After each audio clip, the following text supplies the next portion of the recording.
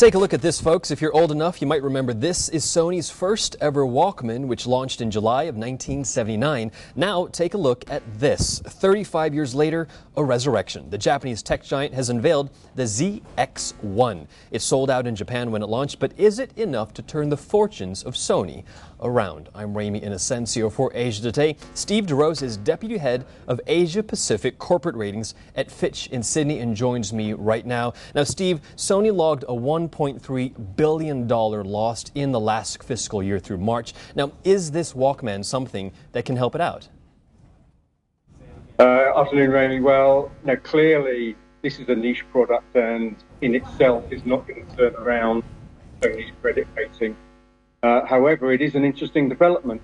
Sony's got a product out in the market ahead of its rivals, which we haven't seen from Sony for a long time. So maybe it's an indicator that Sony has some new ideas, something which we've been doubtful for a while. Now, admittedly, audio is one aspect of Sony's whole entire product range, but it's not really its biggest moneymaker now, is it? What should it really be focusing on moving forward?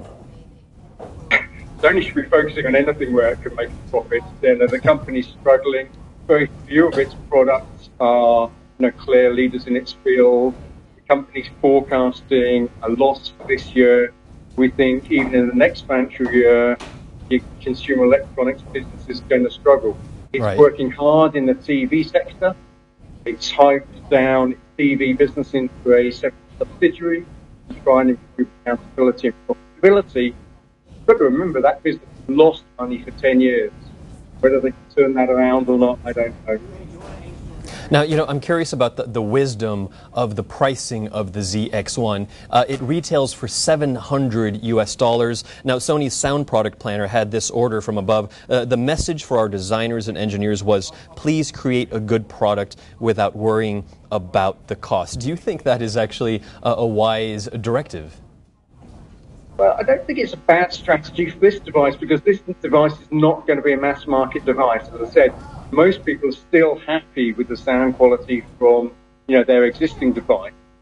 And so the people who are going to want another device, which if you have a look at it, it's quite heavy, it's quite chunky, it's not smooth and sleek like a lot of smartphones and competitor devices. So this is a niche product, and I think niche pricing is not necessarily a bad decision to go with.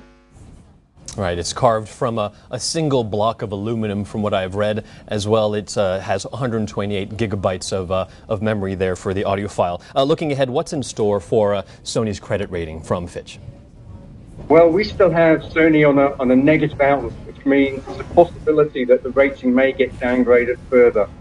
If the company can turn around its consumer electronics business and not generate another loss, then we might stabilize that credit rating. But the company's still a long way from getting back to investment grade, and for a number of years before it took its eye off the ball and lost its place in the market to, at the high end, the Korean manufacturers, and at the low end to the Chinese manufacturers. All right, Steve DeRose, Deputy Head of Asia Pacific Corporate Ratings at Fitch in Sydney. Thanks so much for the time. For more on this, head to thewallstreetjournal.com and check out if you want to check out the ZX1 yourself. I'm Ramy Inocencio in Hong Kong. Thanks for watching.